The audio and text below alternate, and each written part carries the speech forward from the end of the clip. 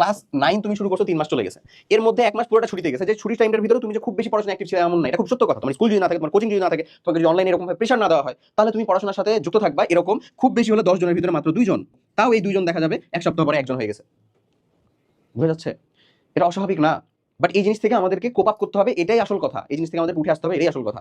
ওকে, এখন SSC exam যেটা, আমি জানি তোমারটা একেবারে পরে যাচ্ছে, বাট তুমি তো শুনছো তোমার ইমিডিয়েট সিনিয়র যে ভাই 27 ব্যাচের ভাইদের এক্সামের একটা গুঞ্জন শোনা যাচ্ছে, সেটা হচ্ছে 26 সালে ডিসেম্বরে পরীক্ষাটা হয়ে যাবে।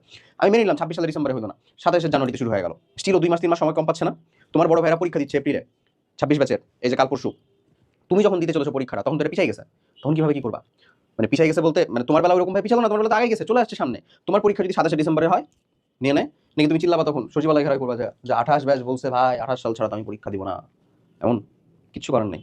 বুঝছো, টাইমটাকে আগাতে হবে, পিছায় যাচ্ছে অনেক কিছু। হ্যাঁ, ওখান থেকে আসলে আগে আসতে হবে। ওকে, সো এই যে এটা হঠাৎ আসে না, আসলে এটা স্লোলি বিল্ড হয়, এবং প্রত্যেকটা ফেজে আমরা যদি এটাকে ধাক্কা ধাক্কা ঠেলতেই থাকি, ট্যাবু আকারে চিন্তা করি যে না আরে ঠিক আছে করে নিব পরে, আরে চিন্তা কি, এত প্যারা প্রিপারেশন আর কি আছে, এইটা তোমাকে চিরতরে মেরে ফেলবে, যাকে বলে মানে চিরতরে ধ্বংস করে।